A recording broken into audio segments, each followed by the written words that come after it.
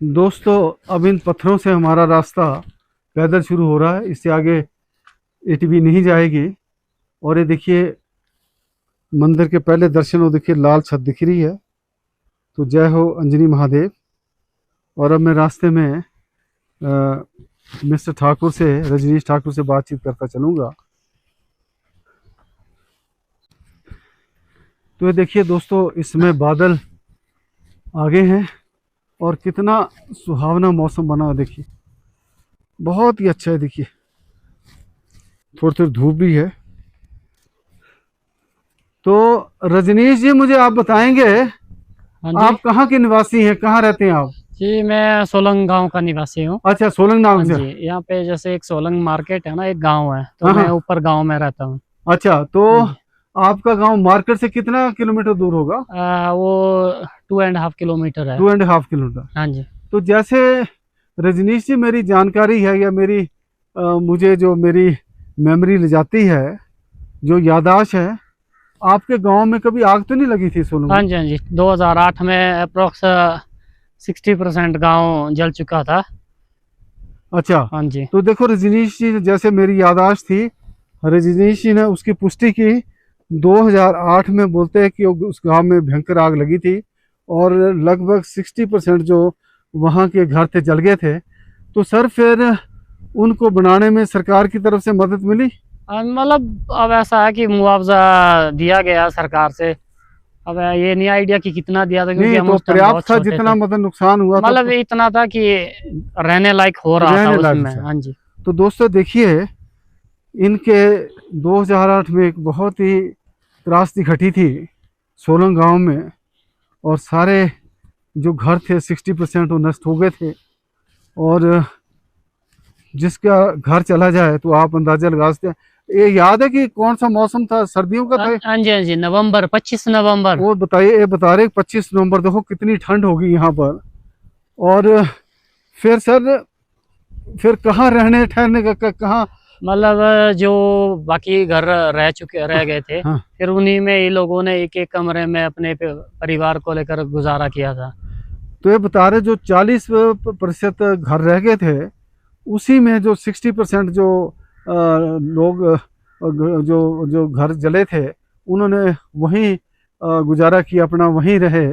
और सरकार ने फिर जैसे खाने पीने की चीज़ें कुछ मुहैया हाँ कराई जी। थी, हाँ जी, खाना पीना हुआ, कंबल वाला जैसे है। कंबल वगैरह, क्योंकि विंटर का हाँ टाइम हाँ। था तो अच्छा। काफी घर ऐसे थे जिनके सामान भी नहीं निकला। हाँ हाँ। तो उन चीजों में सरकार ने अपने हिसाब से जितना कर सकते थे किया।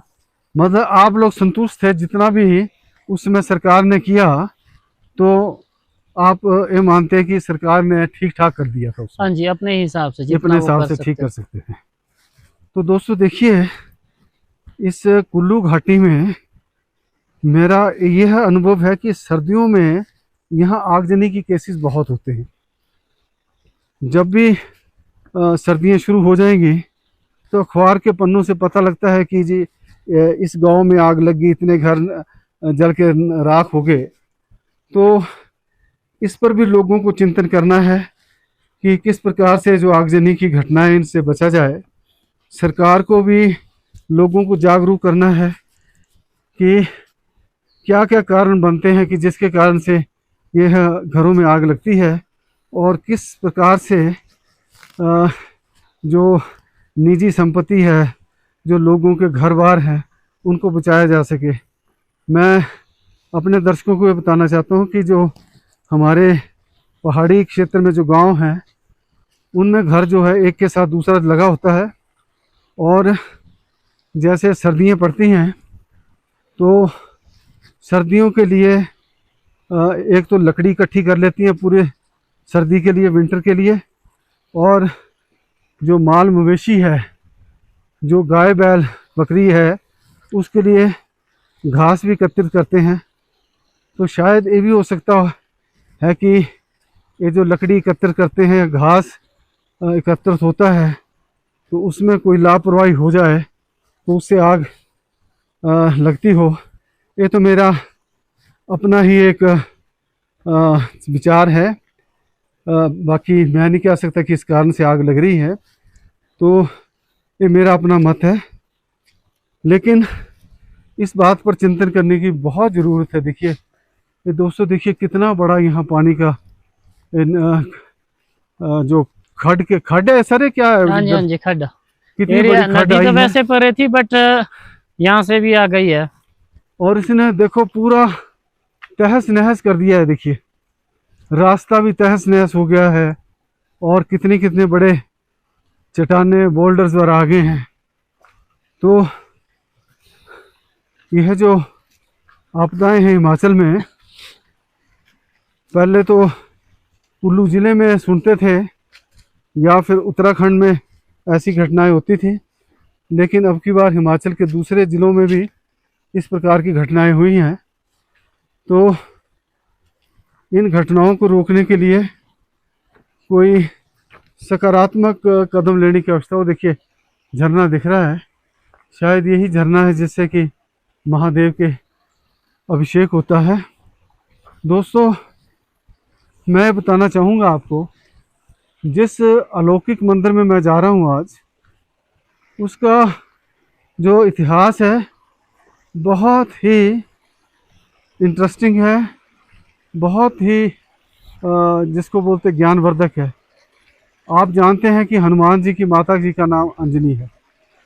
तो ऐसा कहा जाता है कि अंजनी माता ने इस स्थान पर, जहाँ आज शिव जी का वास है, पिंडी बनी हुई है, वहाँ पर घोर तपस्या की थी। और उनकी इच्छा थी कि मेरे कोख से एक अति शक्तिशाली महादेव की तरह ही पुत्र का जन्म हो।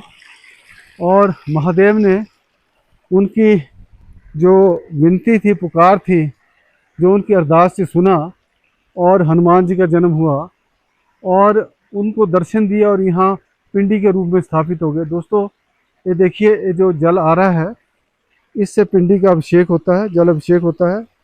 और मैं भी बताना चाहूँगा कि जब बर्फ़ पड़ती है तो यह जो पिंडी है, यह बर्फ़ का, एक आइस का रूप धारण कर लेती है। और जितना अमरनाथ में शिवलिंग बनता है, उससे भी बड़ा शिवलिंग यहाँ बन जाता है। और यहाँ दूर दूर से श्रद्धालु उसमें दर्शन करने आते हैं। तो अगर कोई अमरनाथ जी के यात्रा नहीं कर सकता है, तो सर्दियों में यहाँ आइए या दूसरे मौसम में आइए, तो यहाँ महादेव के दर्शन कीजिए। तो ऐसा ही रहेगा कि जैसे उन्होंने अमरनाथ जी के दर्शन कर लिए। शिवलिंग को देखेंगे आप, बर्फ़ के बने हुए शिवलिंग को, और उनकी हर मनोकामना पूर्ण होगी। दोस्तों जैसे अब रजनीश ठाकुर के साथ मैं महादेव के मंदिर की तरफ बढ़ रहा हूँ, तो इन्होंने बताया कि आज से कोई 8-10 दिन पहले जब लगातार मूसलाधार बारिश लगी हुई थी यहाँ, तो इनके सोलंग गांव में भी बहुत बड़ा भूस्खलन हुआ, और जिससे कि एक घर तो पूरी तरह क्षतिग्रस्त हो गया, उसको तोड़ना पड़ गया, ऐसी स्थिति थी। और 15-20 घरों को खतरा पैदा हो गया। हाँ जी। तो रजनीश जी बताइए, उनमें लोग रह रहे हैं कि उन्होंने दूसरी जगह? नहीं, जैसे जो एक घर तोड़ा गया वो तो फिर उनका, चलो यहाँ पे दूसरा था मकान, हाँ। वो वहाँ पे शिफ्ट हो गए हैं। हाँ। बट ऐसा कि जैसे हमारे घर थे उसमें हाँ। काफी लगभग 15 घर थे। हाँ। जो इर्द गिर्द है। हाँ। अब ऐसा है कि इस टाइम तो हम रह रहे हैं, बट ये है कि जैसे कल रात को और पिछले उस रात को बारिश हुई, हाँ। तो बस वही डर बना रहता है कि कब दोबारा से लैंडस्लाइड होगा। क्योंकि जिस टाइम काफी बारिश हो रही थी, उस टाइम तो हम घर घुर छोड़ के चले गए थे, सामान सब कुछ खोल दिया था, हम दूसरों के घर में रह रहे थे। बट अभी कुछ दिनों से मौसम सही था, तो हम वापिस दोबारा से थोड़ा लिमिटेड सामान लेके दोबारा घर पे आ गए हैं। बट फिर हमने सरकार से भी बात की है इस दौरान। फिर काफ़ी जैसे केंद्र सेंट्रल गवर्नमेंट से भी कुछ लोग आए थे जिन्होंने इस विषय में बात की है यहाँ पे। फिर अपने जो यहाँ के एडमिनिस्ट्रेशन है उनसे भी बात हुई है। हाँ। बट अब देखते हैं क्या रिजल्ट आता है उसका। अब ये देखिए, अब जो इन्होंने बात बताई है, ये बहुत ही गौर करने वाली बात। देखिए जो बाढ़ से नुकसान हुआ, जो क्षति होगी, घर भूस्खलन हुआ, वो तो निकल गया, लेकिन उसके बाद जो है लोगों के मन में एक भय पैदा हो गया है। अभी भी अपने घरों में रहने से, जो कि थोड़े क्षतिग्रस्त हुए हैं, 10-12 जो मकान बता रहे हैं, वहाँ लोग जाने से डर रहे हैं।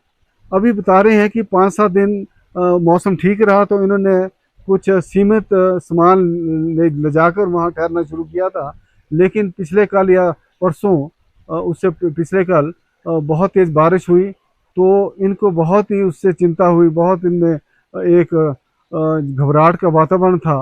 तो वहीं ठहरे थे, आपको आगे थे? नहीं, फिर रात को सोए नहीं ना। फिर सोए नहीं, वहाँ सोए नहीं तो जागते रहे। तो दोस्तों, इस प्रकार की भी सरकार को देखना है कि जो लोगों का भय पैदा हुआ है वो किस प्रकार से दूर करना है, और किस प्रकार से लोगों में द्वारे विश्वास पैदा करना है। ये बहुत बड़ी एक चुनौती है सरकार के पास, क्योंकि अब बाढ़ या जो बादल फटे या जो यहाँ पर पानी बरसा वो तो अब निकल गया है, लेकिन वो अपनी जो घाव है वो छोड़ गया है।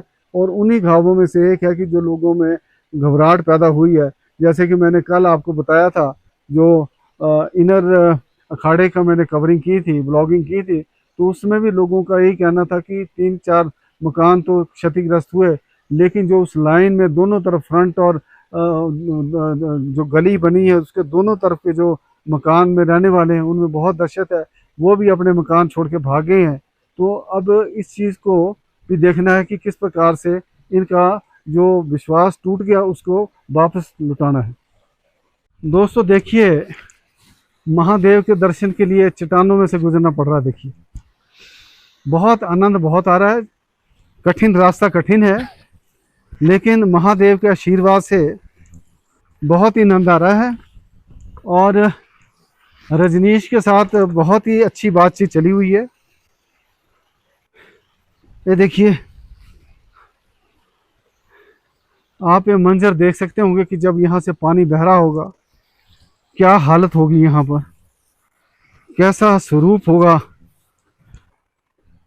उस नाले का। देखिए कितनी कितनी बड़ी चट्टानें आ गई हैं। ये देखिए,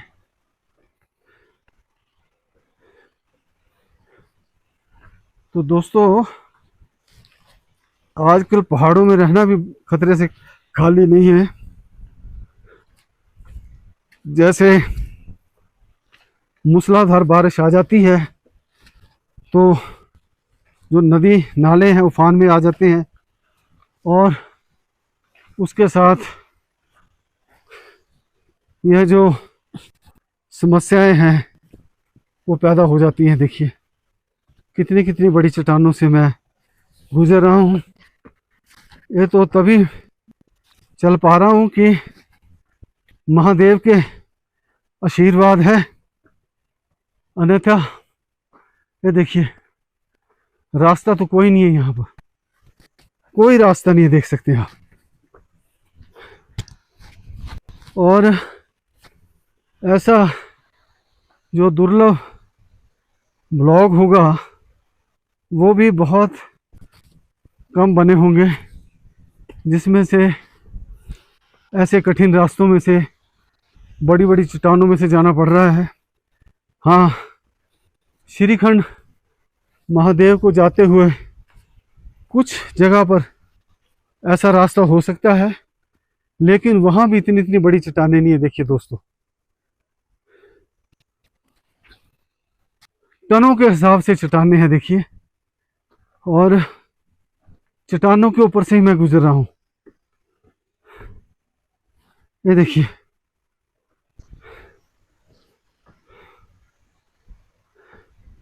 पैर भी बड़े संभल के रखना पड़ रहा है ताकि कहीं फिसल ना जाऊं, कहीं इम्बैलेंस ना हो जाऊं, क्योंकि मैं इसमें ब्लॉगिंग भी कर रहा हूं और ध्यान मेरा अपने पैरों पर भी रखना पड़ रहा है ताकि कहीं फिसल ना जाऊं। ये देखिए, महादेव के जो झरने की पहली झलक यहाँ से नज़दीक से दिखा रहा हूँ। इसी से जल अभिषेक हो रहा है महादेव का। ये देखिए दोस्तों, कहाँ से आया हूँ मैं नीचे, देखिए।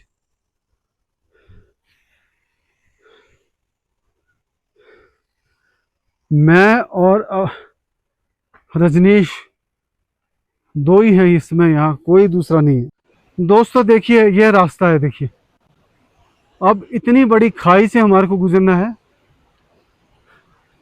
मेरी जिंदगी का आज तक का सबसे कठिन रास्ता।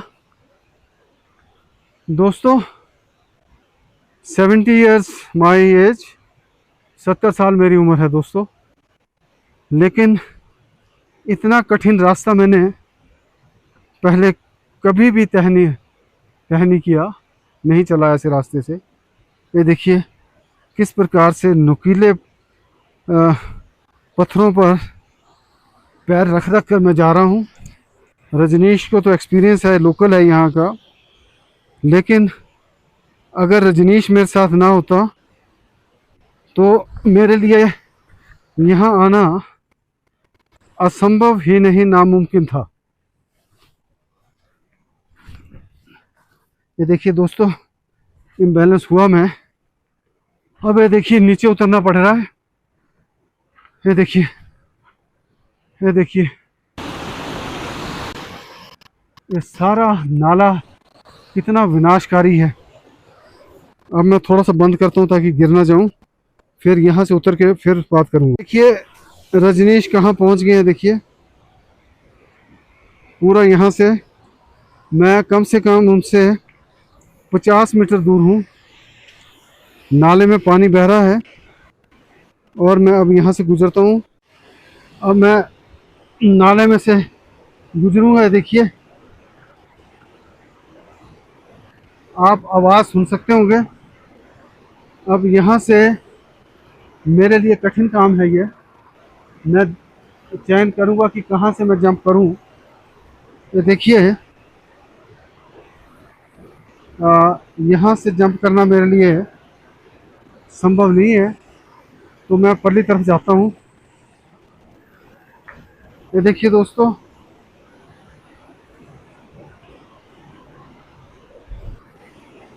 मैं यहाँ चढ़ गया चट्टान पर और यहाँ से मैंने यहाँ जंप किया। ये देखिए इन चट्टानों से मैंने जंप किया दोस्तों। ये देखिए, ये देखो रजनीश ऊपर है और यहाँ से मैं चढ़ूँगा। रेतीला है तो मैं कैमरा बंद करता हूँ। दोस्तों देखिए, इस कठिन रास्ते से मैं चढ़ रहा हूँ ऊपर और रजनीश भी मेरे साथ है। और इस मेरे वीडियो बनाने में रजनीश ने मेरी मदद की, मैं इनका धन्यवाद करता हूँ। रजनीश जी धन्यवाद। बस बंद कर दीजिए। दोस्तों देखिए नीचे कितना सुंदर दृश्य बन रहा है, देखिए। आहा हा, आनंद आ गया। अब हल्की हल्की बारिश भी हो रही है, लेकिन जैसे महादेव की इच्छा हम तो आगे बढ़ते रहेंगे। ये देखिए रास्ता जूं का तूं चट्टानों में से होकर गुजरना पड़ रहा है। कम से कम आधा से पौना किलोमीटर रास्ता हम चट्टानों में से होकर आ रहे हैं। ये देखिए एक बिल्डिंग भी दिख रही है यहाँ। पता करेंगे कि क्या कौन सी बिल्डिंग है ये। ये देखिए, और ये देखिए महादेव के दर्शन। यहाँ से अभी तो काफ़ी दूर है, ऐसा लग रहा है कि नज़दीक है, लेकिन काफ़ी रास्ता भी तय करना पड़ेगा। ये देखिए रजनीश काफ़ी आगे निकल गया है। ये देखिए दोस्तों, यहाँ से अंजनी महादेव शिवलिंग की पौड़ियाँ शुरू हो गई हैं।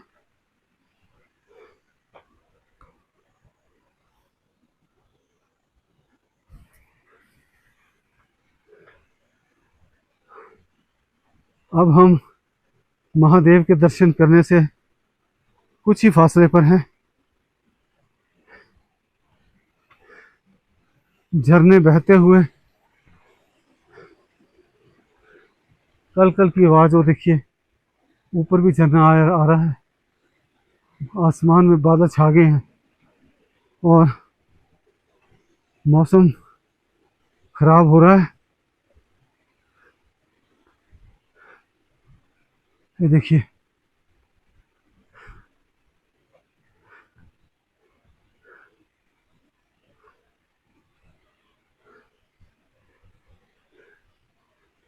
धीरे धीरे धीरे चढ़ रहा हूँ मैं। बहुत ज़्यादा स्टेयर्स हैं, पौड़ियाँ बहुत हैं। वहाँ जाना जहाँ झरना है। और अभी समय लगेगा दोस्तों। यहाँ हम लोग जूते उतारेंगे और यहाँ से देखिए दोस्तों कितना ज़बरदस्त दृश्य है। और अब बस ये पौड़ियों का फासला है महादेव के दर्शन और हमारे बीच में। अब जूते उतार के अब हम आगे बढ़ते हैं। दोस्तों महादेव को नमस्कार। अब चढ़ना शुरू कर दिया है, जूते उतार दिए हैं, पौड़ियों में चढ़ रहा हूँ। और रजनीश ये वीडियो बना रहे हैं, इनका मैं धन्यवाद करता हूँ कि इन्होंने अपना कीमती समय निकाला। और बारिश भी लगी है, बहुत अच्छा एक संकेत है दोस्तों है। बारिश बंद कर, आगे बढ़ते हुए हल्की हल्की बारिश, बहुत अच्छा एक ओमन है, वेरी गुड ओमन। इंद्रदेव भी प्रसन्न है। और देखिए जैसे ही हम महादेव के चरणों पर पहुंच रहे हैं, हल्की हल्की बूंदाबांदी हो रही है दोस्तों। तो भोलेनाथ का आशीर्वाद हमारे साथ है। ये देखिए दोस्तों, यह वह अलौकिक क्षण है जिसका मुझे काफी समय से इंतजार था। ये देखिए महादेव का अभिषेक हो रहा है, जल अभिषेक है। देखिए नंदी जी और महादेव, बारिश शुरू हो गई है। देखिए किस प्रकार से महादेव जी का अभिषेक हो रहा है, जल अभिषेक। जय भोलेनाथ, जय अंजनी महादेव। बहुत ही एक पवित्र तीर्थ स्थल है, इसकी उतनी ही महत्व है, उतना ही महत्व है जितना कि हमारे दूसरे जो शिवों के जो देव स्थल है वहाँ की। बारिश बहुत तेज होगी दोस्तों, तो भोलेनाथ को मैंने नमस्कार कर दिया है। जय भोलेनाथ। आपकी तो इसमें बारिश बहुत तेज है। वो देखिए महादेव का जल अभिषेक होते हुए देख रहे हैं हम। और यहाँ यह एक टेम्परेरी सा शेड है, यहाँ हम बारिश से बचने के लिए हमने यहाँ पर ठहरे हैं थोड़ी देर के लिए। और कुछ लोग हमारे गेस्ट यहाँ हिमाचल प्रदेश के कुछ गेस्ट मुझे दिखाई दे रहे हैं। सर जी नमस्कार। नमस्कार जी। अच्छा सर, मैं जान सकता हूँ कि आप कौन से प्रदेश से हैं हिंदुस्तान के? हम तो है बंगाल से हैं। अच्छा बंगाल से हैं जी। तो बंगाल में कहाँ से? हम साबुईपाड़ा बाली से। साबुईपाड़ा से। देखिए हावड़ा, जिला हावड़ा से। देखिए हावड़ा ब्रिज से सब लोग परिचित हैं, वहीं से हैं ये। तो सर ये बताएंगे आप पहली बार कुल्लू मनाली आए हैं? हाँ, पहली बार हम आए। तो अंजनी महादेव के बारे किसने बताया आपको? अंजनी महादेव के बारे जो हमारे जो ट्रेवलर जो लेकर के आए हैं ना, हाँ वो बताए। तो दोस्तों ये बता रहे हैं, हमारे मेहमान जो बता रहे हैं कि यह वेस्ट बंगाल से हैं और कुल्लू मनाली पहली बार आए हैं। और मैंने इनसे पूछा कि अंजनी महादेव के बारे किसने, तो बोलते जो हमारे ट्रेवलर है उसने बताया। तो सर कैसा लग रहा है आपको? यहाँ ठंड लग रही है? ठंड मने ये बारिश हो रही है तो ठंड है। अच्छा, नहीं तो उतनी ठंड थी नहीं। अच्छा एंजॉय कर रहे हैं आप। तो कब आप अपने प्रदेश से कब चले थे? हम 10 तारीख को चले। 10 तारीख को चले थे। 10 तारीख से शिमला है, अच्छा, शिमला से मनाली, हाँ हाँ, मनाली से रोहतक पास होते हुए वहाँ से होते हुए आज अंजनी महादेव के दर्शन करने आए। अच्छा अच्छा, अब यहाँ से दर्शन करके फिर चले जाएंगे अपने वासस्थान। हाँ हाँ, कब तक पहुँचने का, वापसी कब तक की है? वापसी हमारी है परसों की। ट्रेन बुकिंग होगा? कहाँ से ट्रेन लेंगे? ट्रेन हम लोग लेंगे आपका अम्बाला से? अम्बाला से। अम्बाला से। तो ठीक है बेटे, आपका नाम क्या बेटा? आदविका। अच्छा लग रहा है ना बेटे? चलिए आप, है ना? हाँ, ये वीडियो पर हाँ, अच्छा अच्छा देखे, है ना? आदविका, कौन सी क्लास में पढ़ती हो बेटा? Upper nursery. कितने साल के हो तुम? What's your age? हैं? How old are you? पानी में गई पैसा। ए सर, कितने साल की है? ये साहब ये 5 साल की। 5 साल की बेटा, 5 साल की है। आपको पढ़ना अच्छा लगता है, घर में रहना अच्छा लगता है? घर में। ओ वेरी गुड। उन्हें জিনিস পড়তে তুমি পড়তে ভালোবাসো না বাড়িতে থাকা ভালোবাসো? हाँ तो हाँ, आई एम रीडिंग। ओ अच्छा, आई एम रीडिंग। सो यहाँ क्या बोलते, मछली को क्या बोलते, भात मछली क्या बोलते हैं आप? তুমি খেতে কি ভালোবাসো? মাছ हाँ, भालो मछली माछ भात। खाया, मिला मछली खाया? ना ना, हम लोग महादेव को दर्शन नहीं नहीं, पहले क्या बोलते उसको? हम लोग वहाँ ज्यादातर मछली भात ही खाते हैं। हाँ, क्या बोलते, मछली भात मछली क्या बोलते? वही माछ भात। माछ भात खाया? तो बहुत अच्छा नहीं लग रहा होगा, है? इडली खाया? ओके ओके, ठीक है बेटे, महादेव का दर्शन करो। ये आपके चैनल पर आ जाएगा, देखना।